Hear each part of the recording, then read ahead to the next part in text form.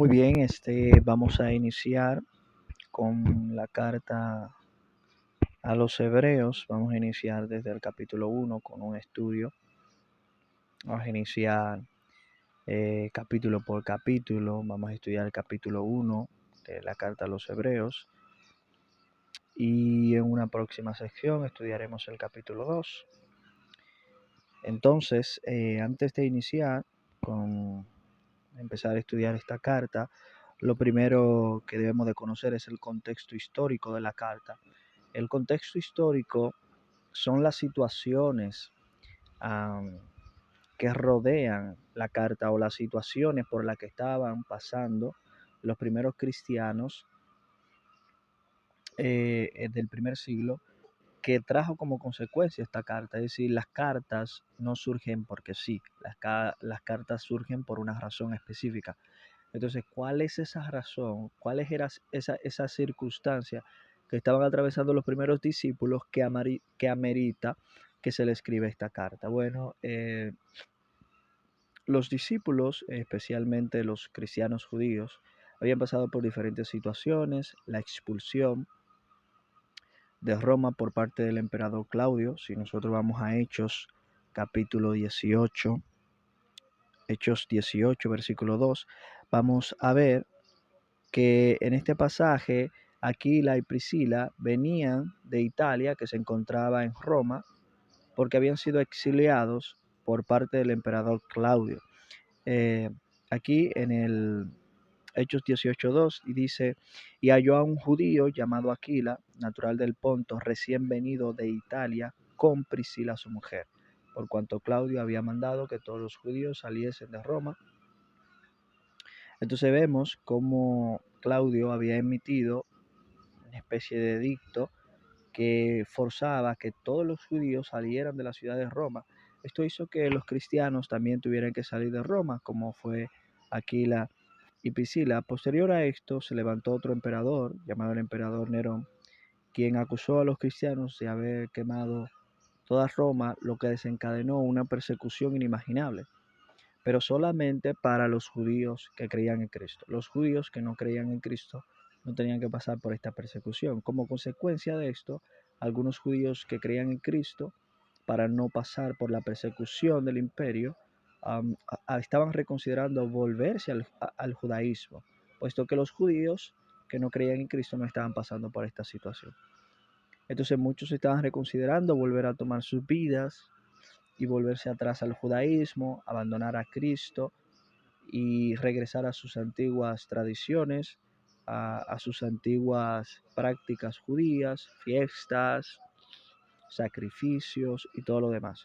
Y es por esto que surge la carta. La carta lo que va a buscar es animar a aquellos cristianos que quieren apartarse de Cristo. La carta intentará convencerlos de padecer, de sufrir por amor a Él y no volverse a sus antiguas creencias judías.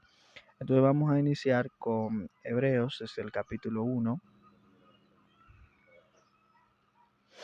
Hebreos capítulo 1, desde el versículo 1, Hebreos 1, verso 1. Y la carta inicia así: Dios, habiendo hablado muchas veces y de muchas maneras en otro tiempo a los padres por los profetas, en estos postreros días nos ha hablado por el Hijo, a quien constituyó heredero de todo y por quien asimismo hizo el universo, el cual, siendo el resplandor de su gloria y la imagen misma de su sustancia, y quien sustenta todas las cosas con la palabra de su poder, habiendo efectuado la purificación de nuestros pecados, por medio de sí mismo se sentó a la diestra de la majestad en las alturas. Entonces el escritor de Hebreos intentará demostrar la superioridad de Cristo por encima de los patriarcas, por encima del antiguo pacto. Él empieza diciendo que Dios habló, ¿no? Dios, habiendo hablado muchas veces y de muchas maneras en otro tiempo a los padres por los profetas, en estos postreros días nos ha hablado por el Hijo.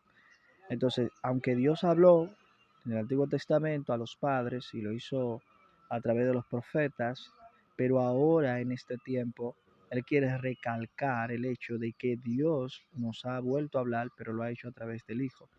Y a este Hijo fue que Él constituyó heredero de todo y por quien asimismo hizo el universo. Entonces, empieza a remarcar algunos detalles de Cristo para mostrar la grandeza de Cristo y su superioridad, ¿no? A Cristo Él constituye el heredero de todo.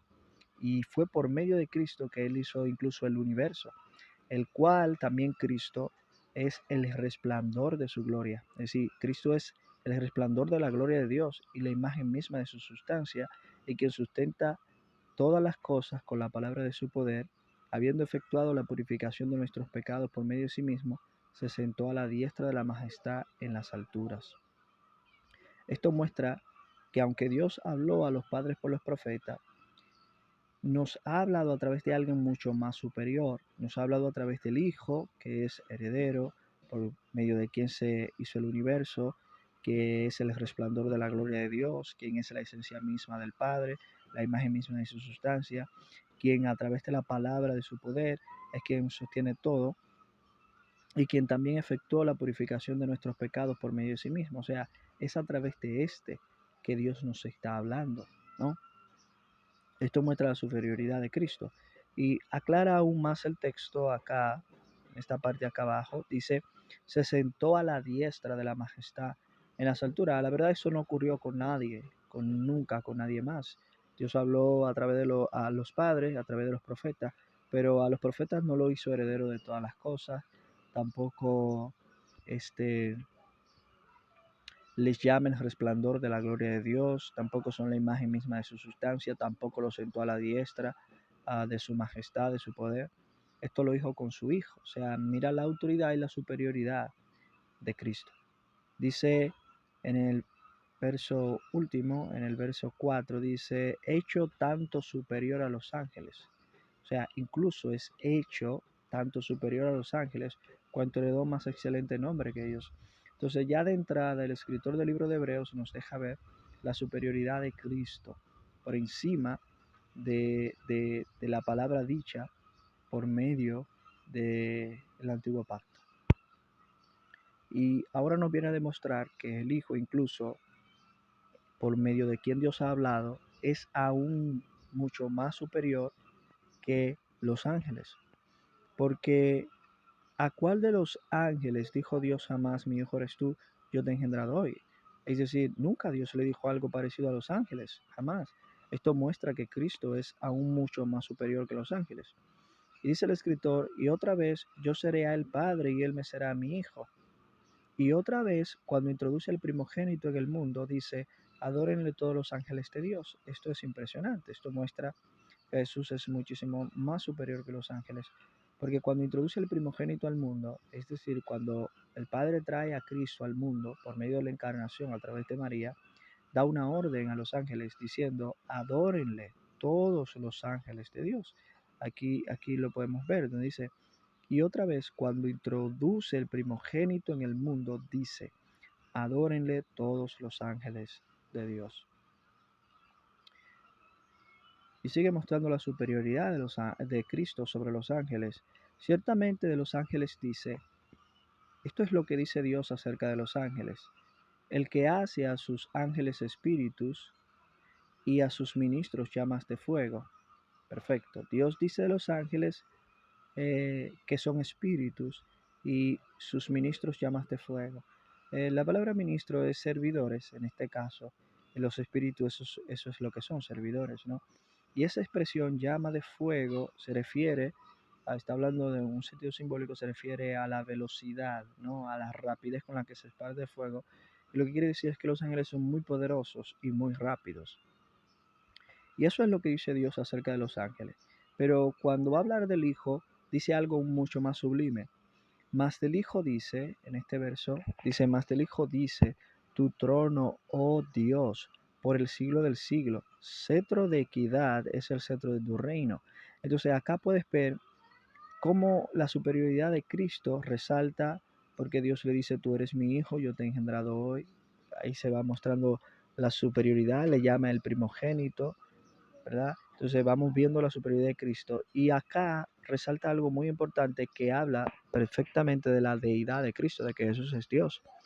Porque más del Hijo dice, pero ¿quién es el que dice esto del Hijo? El Padre, evidentemente. El Padre dice acerca de su Hijo lo siguiente, tu trono, oh Dios, por el siglo del siglo. Centro de equidad es el centro de tu reino. Entonces podemos ver que el Padre le dice al Hijo que el Hijo tiene un trono y el Padre acá le está llamando al Hijo Dios, pues dice la Escritura, tu trono, oh Dios, y esto lo dice del Hijo, por el siglo del siglo, o sea, es para siempre. Centro de equidad es el centro de tu reino, o sea, el reino del Hijo es un reino de justicia y esto lo dice el Padre. Es el Padre quien está llamando a su Hijo Dios al decir, tu trono, oh Dios, por el siglo del siglo, centro de equidad es el centro de tu reino. Y no se detiene ahí, sino que sigue diciendo, has amado la justicia y aborrecido la maldad, o sea, Cristo, por lo cual te ungió Dios. ¿Quién? El Padre, te ungió Dios, el Dios tuyo. O sea, el Padre ungió a Cristo con óleo, acá, has amado la justicia y aborrecido la maldad, por lo cual te ungió Dios, el Dios tuyo, con óleo de alegría más que tú a tus compañeros. Esto viene a resaltar algo muy importante, o sea, el óleo era algo muy especial, o sea, el ungimiento de Cristo es algo muy especial. Dice que fue ungido con óleo de alegría más que a tus compañeros. Esto muestra la superioridad de Cristo por encima de los ángeles. Y tú, oh Señor, es decir, a Cristo, en el principio fundaste la tierra y los cielos son obra de tus manos. Ellos perecerán, mas tú perma- ellos perecerán, mas tú permaneces. Aquí está, ellos perecerán, mas tú permaneces. Y todos ellos se envejecerán como una vestidura. ¿Ves cómo Cristo se muestra ser un ser inmutable, un ser que no cambia, inalterable? Dice que todas las cosas perecerán, aun los cielos. Dice, en el principio fundaste la tierra y los cielos son obra de tus manos. Pero ¿qué dice de eso, de la tierra y de los cielos? Bueno, que ellos perecerán, mas tú permaneces. Es decir, el cielo y la tierra son perecederos, pero hay alguien que permanece, o sea, Cristo. Y todos ellos se envejecerán como una vestidura. Eso quiere decir que se irán desgastando. Y como un vestido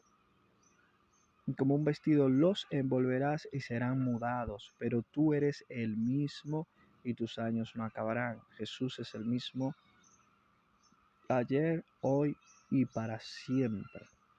Entonces, y serán mudados, dice, serán cambiados, pero tú eres el mismo y tus años no acabarán. Jesús es un ser inmutable, pues a cuál, sigue argumentando el escritor en el siguiente verso, pues a cuál de los ángeles dijo Dios jamás, siéntate a mi diestra hasta que ponga a tus enemigos por estrado de tus pies. Dios nunca dijo esto a los ángeles, solamente a alguien le dijo esto, a su hijo. Dijo, siéntate a mi diestra hasta que ponga a tus enemigos por estrado de tus pies. Es más claro que Jesús es muchísimo más superior que los ángeles. ¿Por qué el escritor de Hebreos está tratando de demostrar la grandeza y la superioridad de Cristo? Porque recuerde que los judíos querían volverse atrás, querían volverse al judaísmo. Entonces el escritor quiere mostrar la superioridad de Cristo por encima de las tradiciones, de lo que dijeron los padres, de incluso su superioridad por encima de los ángeles. Y dijo Dios, jamás siéntate a mi diestra hasta que ponga a tus enemigos por estrado de tus pies. Nunca a ningún ángel se le dijo esto. Y luego dice, ¿acaso no? ¿No son todos espíritus ministradores enviados para servicio a favor de los que serán herederos de la salvación? En comparación con Cristo, los ángeles son simplemente servidores, pero Cristo es la imagen expresa de su sustancia. Entonces, si Dios habló de muchas maneras a los padres a través de los profetas, y en estos postreros tiempos nos ha hablado a través del Hijo, tenemos que saber claramente a través de quién es el que se nos está hablando, quién es el que se nos está hablando, para que tengamos la firmeza, la seguridad de quién es el que nos está hablando. Entonces seguimos, habiendo mostrado la superioridad de Cristo, ¿no?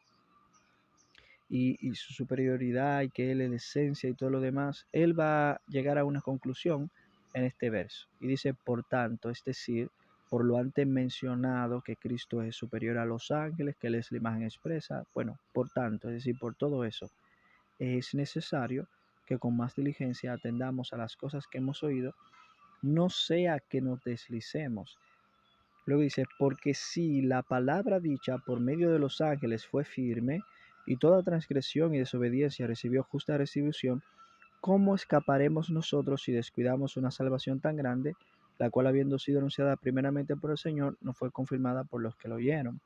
Entonces ves, puesto que Cristo es mayor que los ángeles y mayor que lo que dijeron los profetas, es mucho mayor que los profetas del antiguo pacto, eh, eh, dice él, por esto es necesario, ¿no?, que con más diligencia atendamos a las cosas que hemos oído, no sea que nos diligemos, porque quien está hablando no es cualquier persona, es el Hijo, ¿no? Entonces tenemos que atender a la palabra que nos ha sido predicada por Cristo.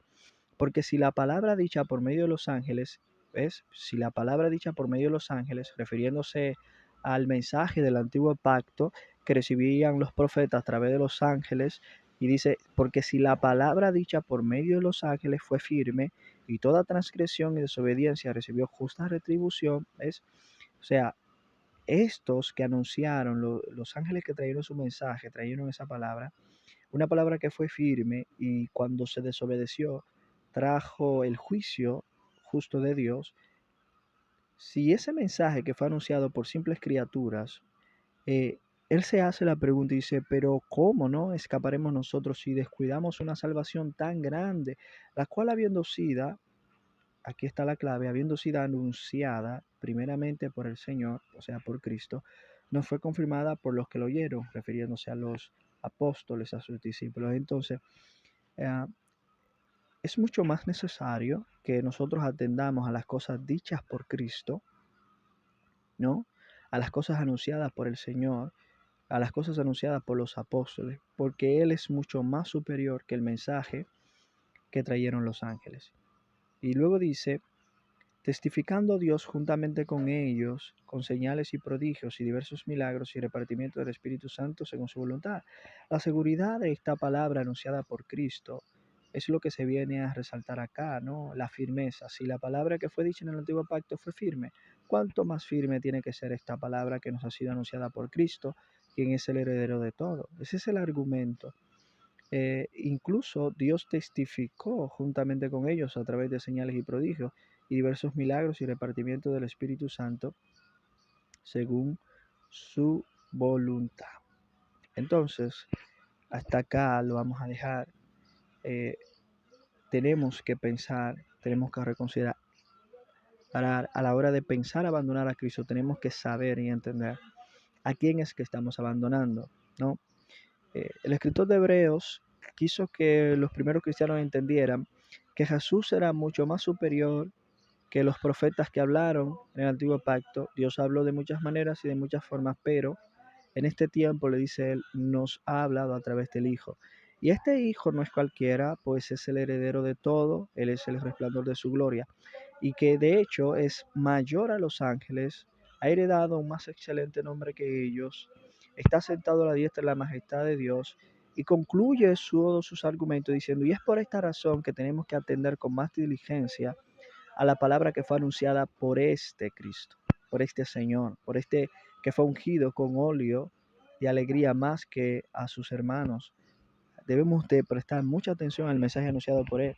Y esto lo hace el escritor precisamente para que ellos entendieran el grave error que estaban cometiendo al volverse al judaísmo y desligarse de Cristo.